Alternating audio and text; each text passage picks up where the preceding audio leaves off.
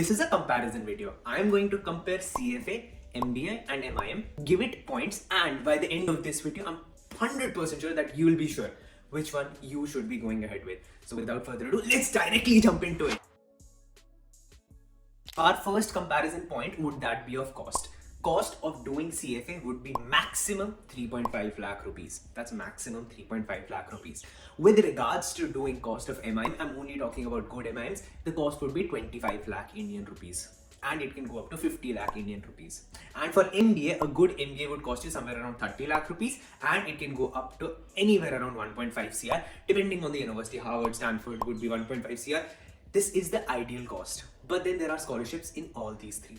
Now for CFA, I've already talked about the access scholarship. Your cost would come down to somewhere around 60,000 rupees if you end up getting access scholarship for all your levels. But then we can keep it somewhere around 60,000 to 1,70,000. For MIM also, you will get many scholarships. For MBA, the number of scholarships actually go down drastically. And for MIM, you can get a scholarship of somewhere around 20%. For MBA, getting a scholarship would be difficult. So giving points here, CFA would get 3 points out of 3.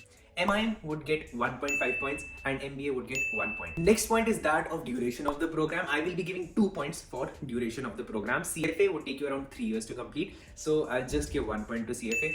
MIM would be done in 1 year, so I'll give it 2 points, and MBA would take 2 years, so let's just give it 1.5 points. Next point would that be of higher salaries. Obviously MBAs would have the highest salaries out there, so if I have to give it points, out of 4 points, I'll give it 4 points to MBA. To CFA, I'll give it 3 points, and then MIM would have the least, and MIM would get ideally 2 points. Next point would that be of difficulty. I'll be giving it 2 points because see, we have to be practical also. Some things are difficult to do, and if you end up doing those difficult things, there are better outcomes out there, but it is also a true fundamental nature to understand the difficulty. Going ahead with MBA, you have to do either GMAT or GRE, you have to score well there, you have to go through interviews.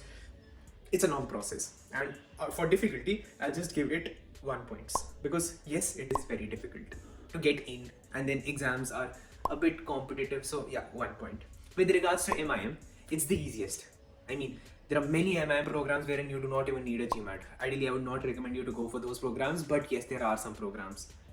So for difficultiness, for easiness, I'll give it 2 points. So it's a good thing. If you want an easier way out, MIM can be a thing for you. And with regards to CFA, it is ideally difficult. CFA level 1 is the easiest. Anyone can clear CFA level 1. I mean, it's such a basic exam. It's very easy.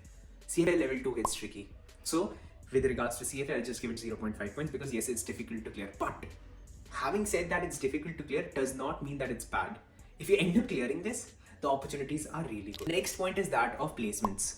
Now, when I talk about MBAs, only if I talk about Ahmedabad, Bangalore, Calcutta, Blackie or Indian MBAs, then you'll be getting a placement from the placement cell. Otherwise, there's nothing like that.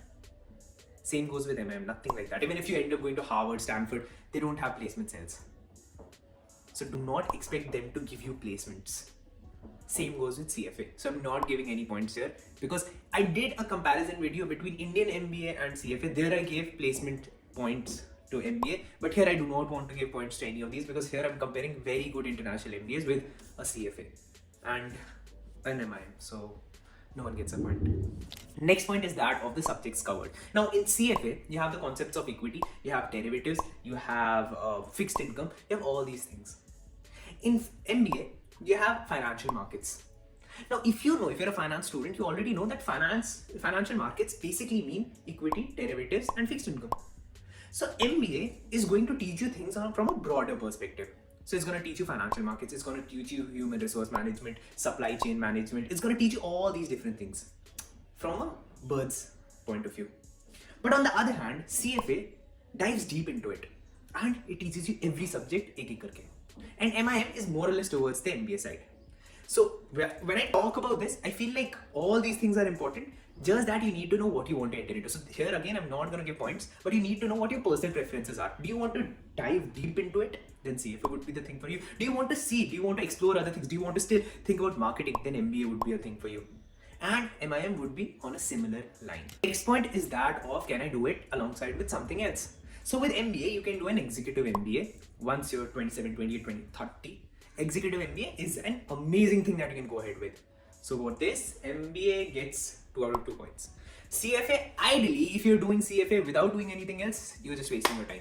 Please, if you have to do CFA, do it with doing something else, like working for a job, working in a company, or doing an internship, or doing an articleship, or while studying. So for this, CFA gets 2 points because it is supposed to be done while doing something else. And MIM cannot be done like this, so MIM gets 0 points. I'll make the next part. And if you enjoyed this video you might want to watch, and if the next video is out, that would be here. Thank you so much for watching this video. Hope to see you in the next video.